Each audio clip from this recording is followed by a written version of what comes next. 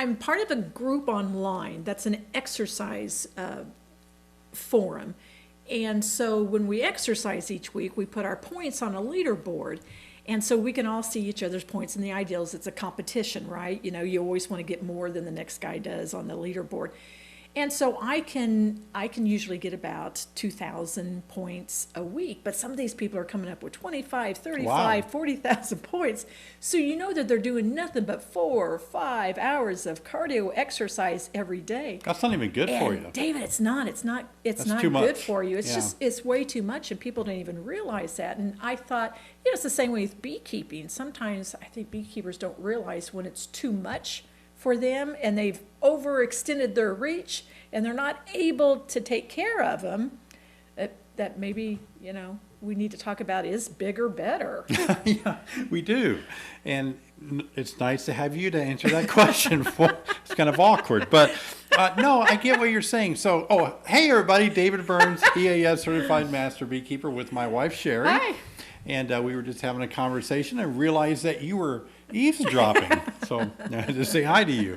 But it's true though. I don't know that a lot of beekeepers, think, should I have 2? Should I have 10? Should I have 20? Yeah. It's always like that's kind of a big thing for some people. So what we want to do today is I brought Sherry in with us because she has a lot of experience in this area.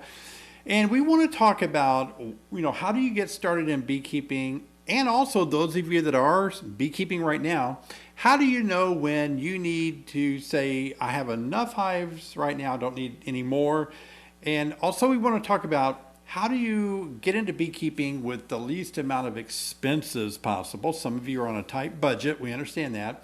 And also those of you that are keeping bees right now, have been doing it for a while, what things can you do right now to kind of push the budget back a little bit where you're not maybe wasting or spending in excess money that you should be spending? And I think that's why I'm part of this, because I'm the queen of cheap. I know how to stretch a dollar. The queen of cheap. I'm the queen of cheap. That's me. When we were first married, we were in college. Gosh. Oh. We were in college, didn't make a lot of money, and I really learned to stretch a buck. Wow, yeah, we didn't have a nickel to rub against a nickel. So, okay, let's talk about that. Now, you were saying that a lot of beekeepers kind of don't know when to stop. Yeah. And I'm going to confess that I was guilty of that, and you know that, Sherry, but some of our viewers may not know it. But a lot of times it's ego, and I think for many, many people that are competitive in nature, it's an ego trip. Because when I started beekeeping, I thought, okay, I like having 1 or 2 hives. Then I wanted more hives because I started picking up vibes from the beekeeping community that the more hives you had, the cooler you were. Yeah, the better you were. Yeah. And so I bought, I got more hives, 10 hives, 50 hives. I bought out a guy with 100 hives, and I started, just really getting more equipment and everything. I even set up a honey room that had motor-driven extractors and motor-driven uncappers and pumps, pumping honey into tanks and everything. Oh my gosh, that's a lot of work. It's overwhelming. And then also, it kind of strikes your ego when you work your way up to a lot of hives. People start thinking you know something, and you may not. And then I became the president of a bee club, our local bee club in Champaign. And then I got on the board of the state, what is that called? Association. State Association in Illinois. Then I became like a director of EAS for the state of Illinois. And all at once you're asked to speak places because you have a lot of hives and you're somebody. But it really doesn't mean anything. It doesn't mean anything. It means one thing. It means that you have a lot of hives that take a lot of work. That's about all it means. It's like my exercise story. Sometimes it's too much. Do you really need to do that? Do you really need to have that many hives?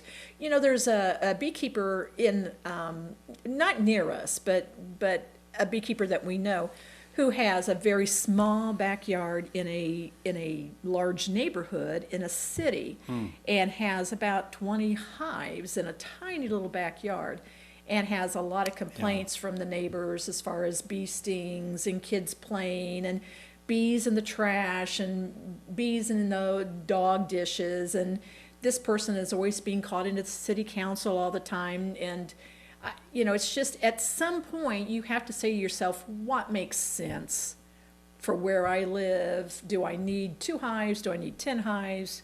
You know, exactly. That's a good point. Exactly. How do I know that? Yeah, good point. I used to be a city councilman in a community, and we had to deal with, town issues. And one of them, I remember the mayor at the time, he had a good statement that I still remember. We had a person who was not taking care of their property in town like they should. You have regulations and how often and how tall your grass can get.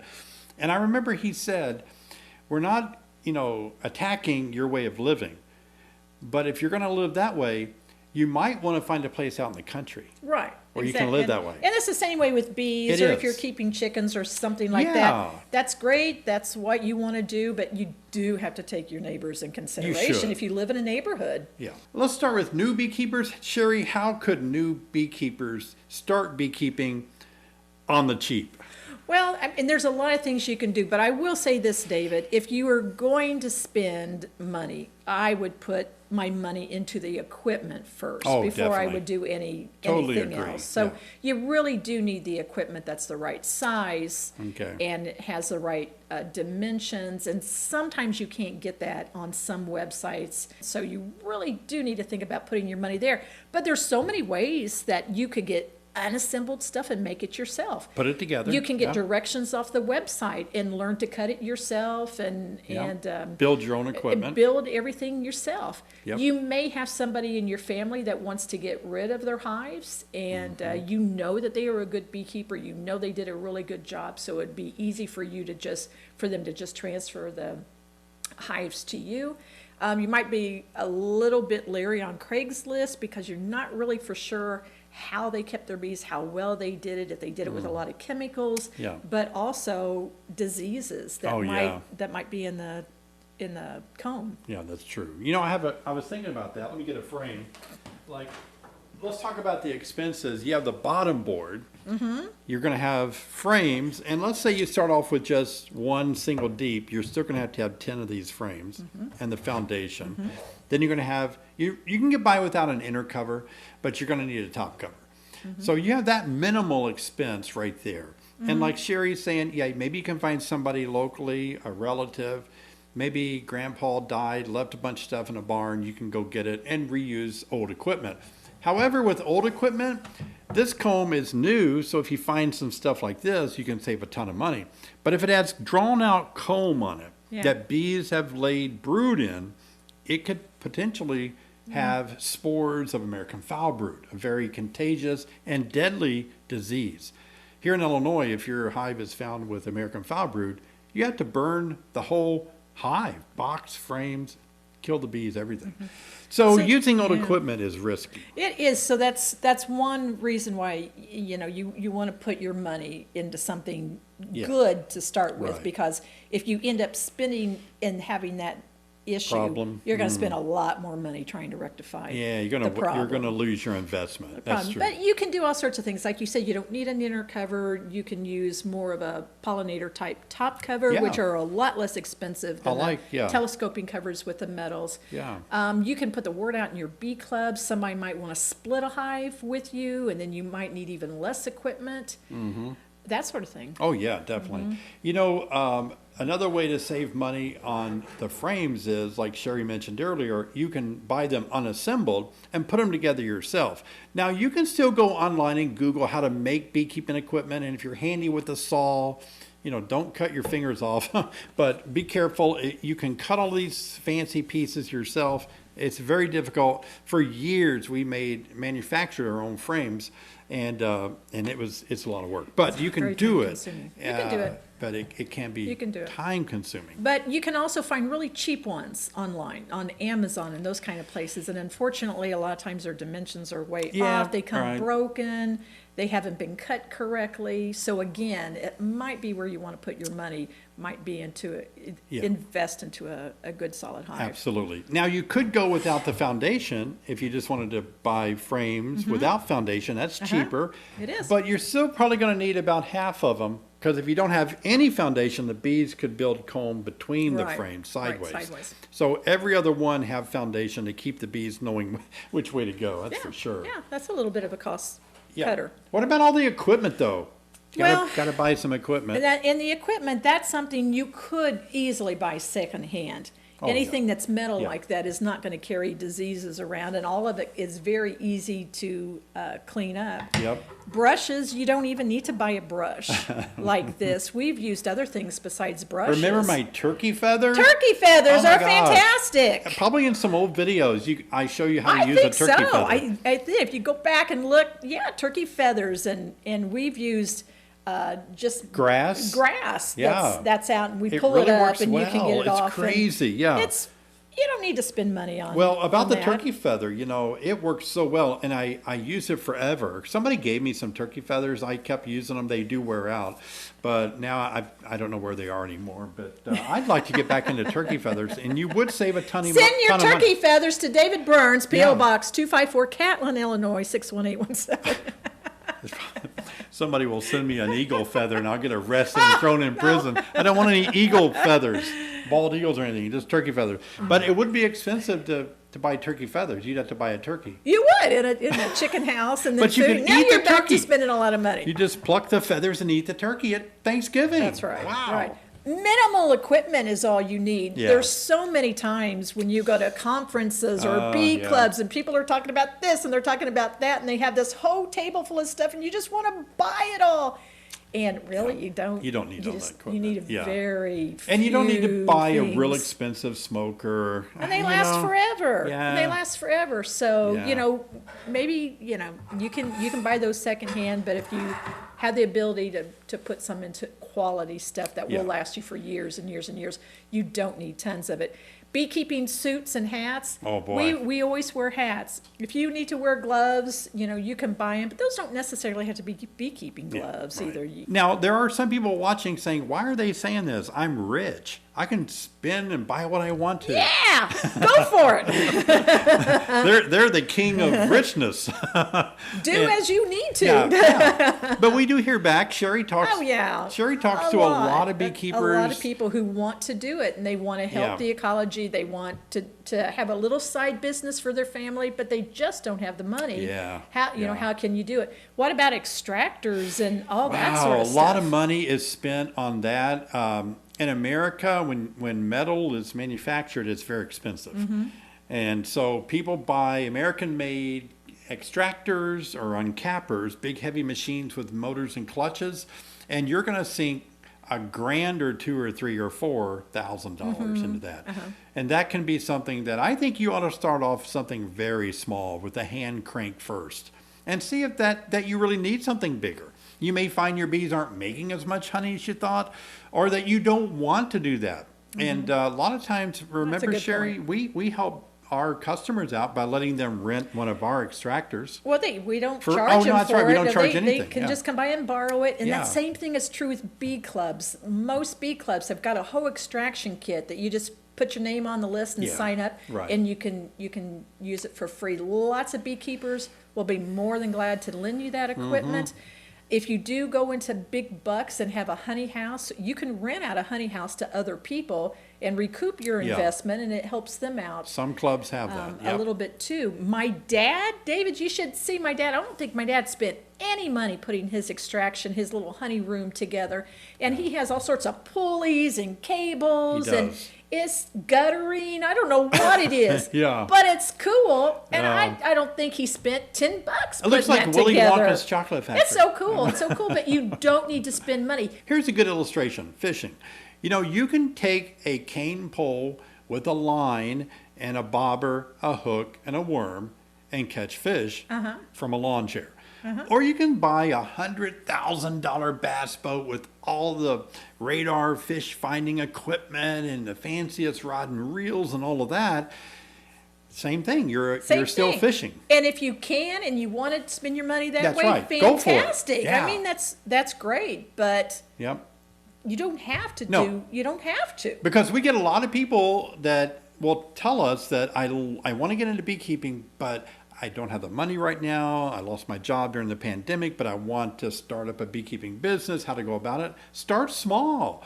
Start with a few hives. Start little. And if that's something that's working out and you can do it, That's great. Now, Sherry, what about the number of hives that people should have? That's a real issue. You know, how many do you need? And that all depends on what you want to do with them. Exactly. You know, are you looking for honey? Are you looking for pollination? Are you just helping the ecology out a little bit?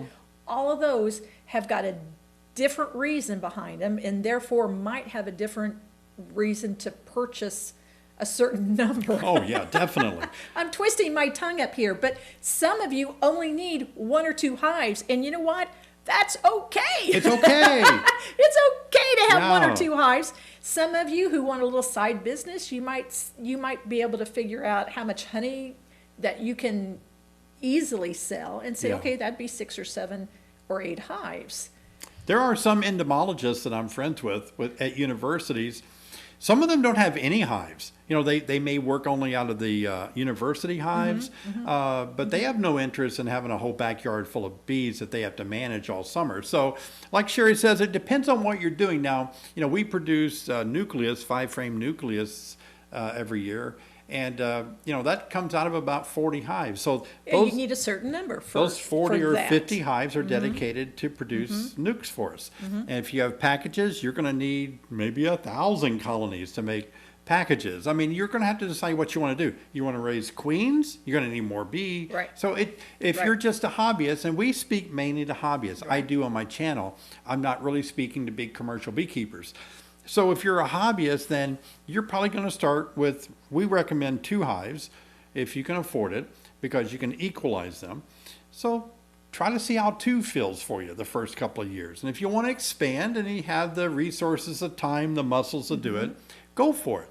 But we're just saying, don't feel like you have to pour a lot of money or a lot of energy just to satisfy your own ego in the bee club that you have more hives than everybody else. Exactly. So, but the most important thing is, how do you save money on bees? Oh, that's a really kick. It That's where is, you can it save the is. most, don't you think? I think you can save Yeah. the most because those are going up all across the board. The 150 packages of bucks a bees package, are yeah. going up. They're not going to come down. They're not going to get any cheaper. But what are the ways that you can save on that? There's a lot of ways. You can put your name and phone number on a piece of paper and give it to the police department, the fire department, all your roofers, your tree trimmers, Pest Lowe's, control Menards, companies. pest control companies. Oh my gosh, they'll be calling you saying, we got a swarm, there's bees in a tree that you can shake out. A swarm is easy to shake and put in your hive. And that's an easy way to do Right. it. Yeah. You can put your name on bee club lists. Oh yeah. There's swarm lists. Every Yeah. state practically has a swarm list. Department to it. of Ag in Illinois, Apiary Division. Sometimes it's called the Department of Natural Resources or even county extension offices. Put your name out there. Let people know you're looking for bees, and you'll find some. And another way people do it, and some of you might laugh when you hear about this, but there are some people who are such prolific beekeepers that every year they have to split their hives. Oh, yeah. They're too big, and they might live in that neighborhood where they really shouldn't have but 1 or 2 or 3 hives. Well, what they do is they can sell those off. It can be an income, but you could also get half of somebody's hive, probably for a lot less money than you're going to pay a beekeeping Yeah. company It's- to yeah. do that. So let your friends know, let your bee clubs know that that's something that you would want to do. Yeah, There's that's a people good point. all the time that want out of it, and you can find these hives, but you have to be really careful, especially if you don't know these people, to make sure that they have been taking care of their bees correctly. Let's talk about the treatment of mites. Now, a new beginner is already searching the maybe references on how to treat for mites. Treating mites with chemicals is very expensive. Oh, it is. And It if is. you buy the whatever chemical you're using to keep mites under control, you're going to spend a lot of money. Sprayers and vaporizers. Oh, and, yeah. It's And- going to add up. And depending on how many the more hives you have, the more you're going to spend on treatments. So Exactly. we Vet visits. You got to pay yeah. the vet bill. For European foul brood, you got to have a vet visit. So what we try to do in our operation and all through the years, we try to use chemical as minimal as possible. So you know that from all of my classes that I teach on mite control, I really suggest you try things that don't involve chemicals at first. Try the green drone Yes, comb, right. powdered sugar, screen bottom boards. it may not always keep them under control, but try that first and do tests. There's no reason to buy chemicals if you've never tested to see what your levels are. Right. So many people are spending money just going ahead and treating for something they may not even have. Exactly. And it's not cheap at all to buy those chemicals. So one of the ways you can do it is kind of take a more integrated pest management approach like we suggest. That is, minimize your chemical use and maximize more of your, mechanical use of green drone comb and things first. Exactly. Do that first. But David, one of the best ways that you can save money when it comes to beekeeping is to know what you're doing to begin with. Yeah, and I think what you're implying or suggesting is that every year beekeepers may lose bees not knowing what they're doing and have to buy bees again the next year. Right. I mean, that's expensive when you have to start doing that year after year. But if you can take a class, if you can read a book, if you can get with a knowledgeable mentor, and not make some mistakes in the beginning, I think you're going to save money that way also. Absolutely. And you've always said you're the first person to know that you made a lot of mistakes before you learned to do it correctly. But back in our day, we didn't have the internet, and we didn't have anybody that we knew that did it. Boy, that's so true. And so we learned the hard way. Oh, yeah. And the expensive way. I learned to do it wrong really well before I learned to do it well. Wow. Exactly. But, some people are okay learning that way, pouring a lot of money, making mistakes. Everything has a learning curve. Everything has a learning curve. But we're talking about what can you do to save money in the long run. And I think one of the best ways is to know what you're doing. To know what you're doing and take a beekeeping class. Yeah, and we offer those online. We'll leave links in the description below. Now let's jump to current beekeepers. Maybe their spouse or their significant other is saying, you told me beekeeping was going to help make us money. Did you buy something else? What'd you buy this time, Bob? I mean, really, there are some people, I know that they have money and they don't mind throwing money at beekeeping, and that's great. We run a business. Thank you very much. But at the same time, some beekeepers may be wanting to cut back. And one of the most significant ways beekeepers can cut back is something we've kind of hit on, is that you don't have to buy every new gizmo or gadget out there. One time we bought a bunch of things from a woman who was getting out of beekeeping. Yeah. She was just overwhelmed with her hives. They were really nice hives, but she is overwhelmed.